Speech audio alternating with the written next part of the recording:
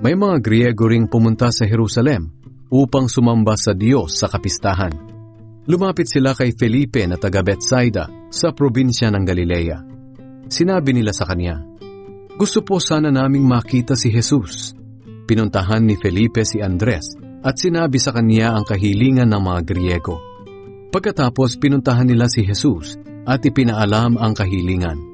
Sinabi ni Jesus sa kanila, "Dumating na ang oras upang dakilain ako na anak ng tao. Sinasabi ko sa inyo ang totoo. Malibang mamatay ang isang butil ng trigong itinanim sa lupa, mananatili itong nag-iisa. Ngunit kung mamatay, tutubo ito at mamumunga ng marami. Ang taong labis na nagpapahalaga sa kanyang buhay ay mawawalan nito. Ngunit ang hindi nanghihinayang sa buhay niya sa mundong ito, alang-alang sa akin, ay magkakaroon ng buhay na walang hanggan. Ang sinumang gustong maglingkod sa akin ay dapat sumunod sa akin.